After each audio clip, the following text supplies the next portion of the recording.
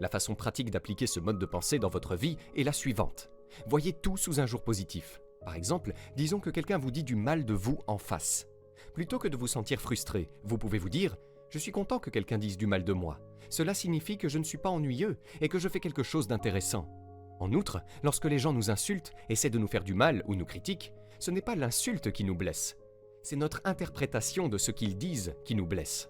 Si nous interprétons les actions des autres comme non pertinentes, comment pouvons-nous nous sentir blessés? Mettez-le en pratique pendant une semaine. Interprétez chaque action qui vous arrive comme positive. Par exemple, si quelqu'un vous insulte, pensez à vous-même « Comment cette insulte peut-elle faire de moi une personne plus forte ?» Voyez chaque occasion comme une opportunité de croissance.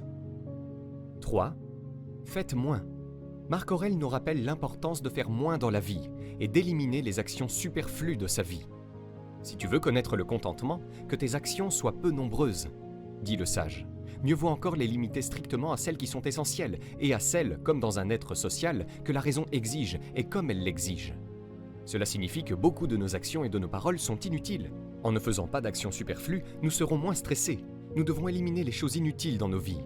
Moins il y aura d'actions, de mots, de pensées et d'émotions superflues, plus nous nous concentrerons sur ce qui est vraiment important pour nous dans la vie. C'est peut-être le temps pour votre famille, le temps pour faire votre travail créatif ou la chance d'aider les autres.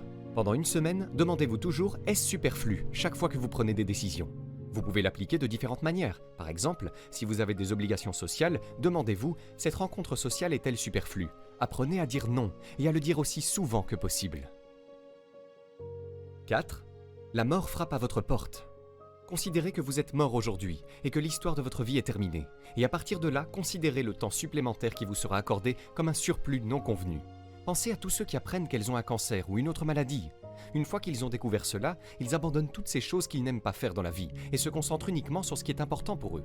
Quand nous savons que la mort est proche, nous ne perdons pas notre temps. Nous ne perdons pas notre précieux temps libre à regarder la télévision. N'oublie pas de liker et de t'abonner pour plus de contenu.